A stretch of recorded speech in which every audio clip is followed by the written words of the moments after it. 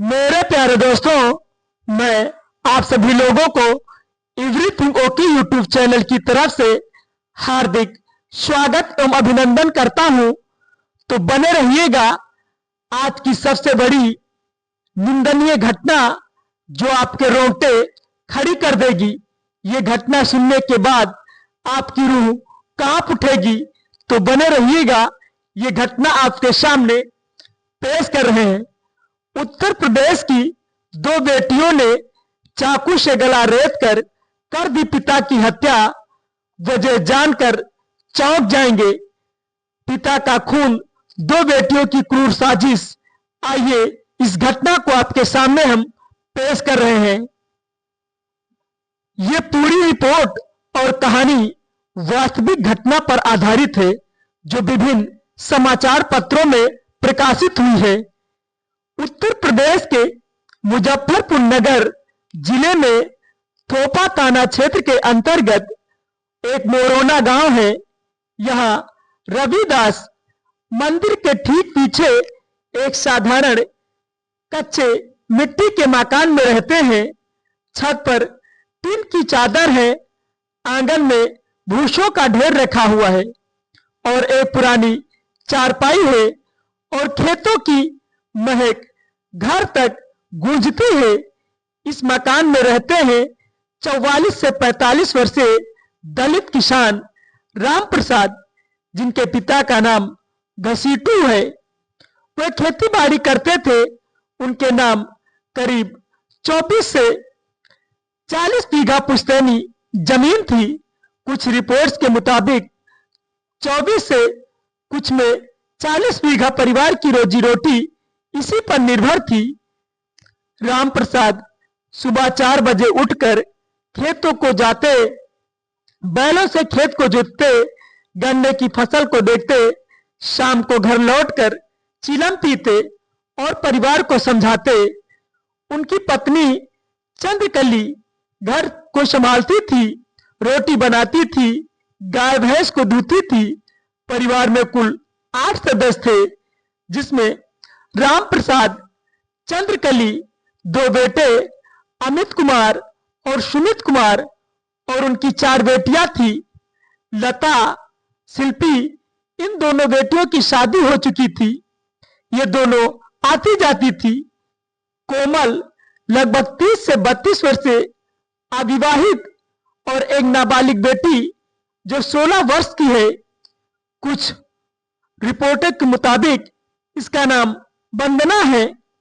गांव में लोग कहते थे राम प्रसाद की जमीन अच्छी है, बेटे हैं, 2 बेटियां शादी हो गई हैं।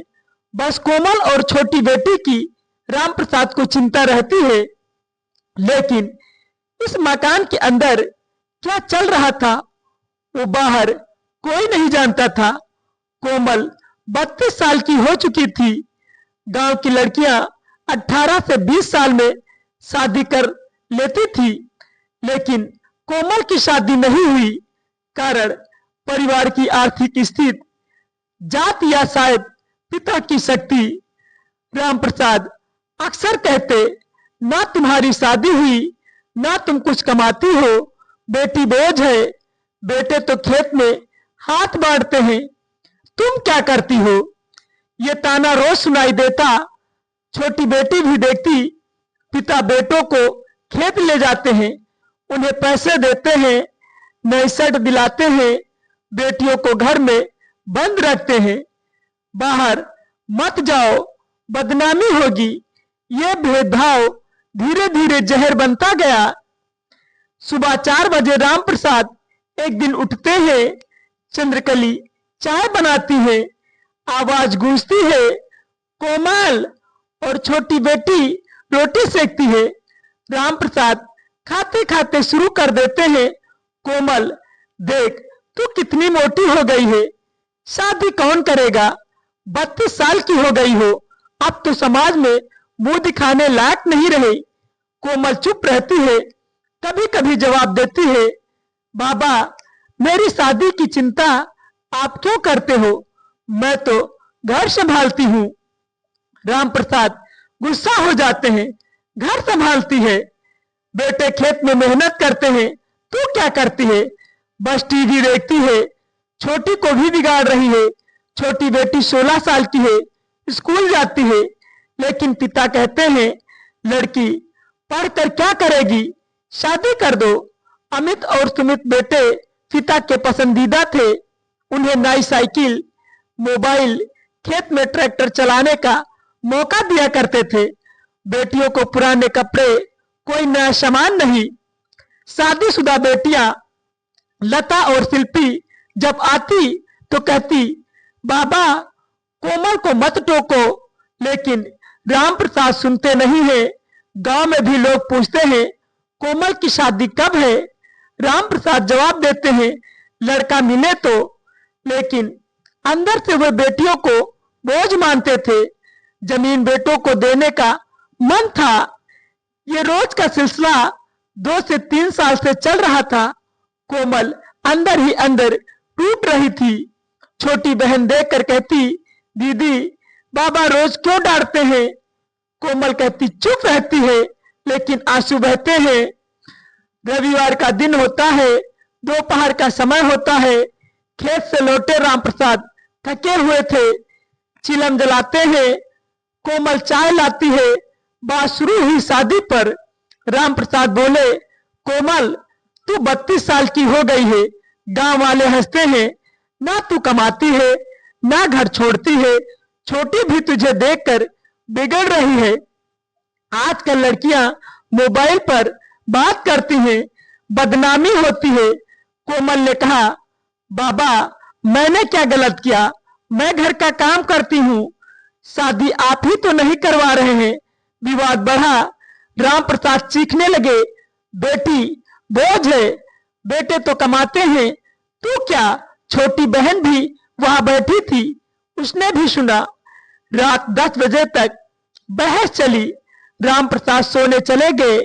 गैलरी में चारपाई पर जहां हवा आती थी, दोनों बहनों ने एक दूसरे को देखा।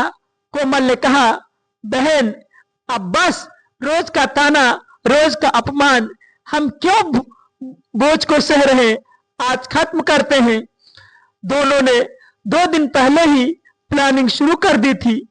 छोटी ने कहा, दीदी दराती खेत में पड़ी है। दोनों ने फैसला कर लिया। रात के लगभग 2 बजे होते हैं। पूरा गांव सो रहा था। राम प्रसाद गहरी नींद में चारपाई पर लेटे थे। कोमल और छोटी चुपके से निकलती है। छोटी बहन ने पिता के पैर पकड़ लिए ताकि वे हिल ना सके। कोमल ने दराती उठाई। खेत वाली तेज धार वाली एक झटके में गला रेत दिया। खून का फव्वारा बहने लगा। राम प्रसाद छटपटाने लगे, लेकिन आवाज नहीं निकली। फिर पेट पर 4 से 5 वार किए, कंधों पर वार किए। पूरा शरीर लहूलुहान हो गया। खून चारपाई पर बहने लगा। दोनों ने कपड़े बदले। खून से सने कपड़े भूसे के ढेर में छिपाए। दराती साफ की और छिपा दी। फिर अपने कमरे में लेट गई, जैसे कुछ हुआ ही ना हो। सुबह 7 बजे चंद्रकली उठती है, गैलरी गई में जाती है। देखती है तो उनकी चीखें निकल जाती है, राम प्रसाद जी, ओ राम! सौ खून में लथपथ पड़ा। पड़ोसी दौड़ते हैं। गांव में सनसनी मच जाती है। चंद्रकली रोती रहती है, किसी अजनबी ने मेरे पियवा को मार दिया है। सुबह 8 बजे थोपा थाने को सूचना मिलती है। एसपी देहात आदित्य बंसल, क्षेत्राधिकारी देवव्रत वाजपेयी, थाना प्रभारी जसवीर सिंह मौके पर पहुंचते हैं। फोरेंसिक टीम बुलाई जाती है। शव पोस्टमार्टम के लिए भेजा जाता है। परिवार से पूछताछ होती है। चंद्रकली ने अज्ञात हत्यारे का जिक्र किया। बेटियां रो रही थी, लेकिन पुलिस को शक। बेटियां बयान बदल रही थी। डाक स्क्वाड बुलाए गए। भूसे के ढेर से खून से सने कपड़े मिले। दराती बरामद हुई। सख्त पूछताछ में कोमल टूट गई। बोली, हमने ही किया है। बाबा रोज ताने मारते थे। बेटा बेटी में फर्क, हम तंग आ गए थे। एसपी आदित्य बंसल ने कहा, दोनों ने 2 दिन पहले प्लान बनाया, रात में विवाद हुआ, फिर सोते हुए हमला हुआ। छोटी ने पैर पकड़े, बड़ी ने गला रेता। अमित कुमार ने बहनों के खिलाफ 302 हत्या का मुकदमा दर्ज किया। कोमल ने पूछताछ में बताया, बाबा कहते हैं न शादी हुई न कमाती हो, समाज में बदनामी, रोज बेटों को सब कुछ, हमें कुछ नहीं। हमने सोचा अब ये ताना बंद हो जाएगा। छोटी ने सहमत जताई, दोनों ने कबूल किया। हत्या योजनाबद्ध तरीके से की थी। गांव में लोग स्तब्ध थे। सगी बेटियां पिता का गला रेत दे, सपने में भी नहीं। बुजुर्ग कहते हैं बेटियां तो लाडली होती हैं, महिलाएं रोती हैं। क्या हालत थी घर की। मीडिया पहुंचते हैं, फेसबुक इंस्टाग्राम पर वीडियो वायरल होने लगती है। लोग कहते हैं लिंग भेदभाव का खतरनाक परिणाम है। तो दोस्तों, ठीक इसी प्रकार की घटना अगर आपको पसंद है तो मेरे YouTube चैनल को सब्सक्राइब करें, वीडियो को लाइक शेयर करें। Thanks for watching my dear.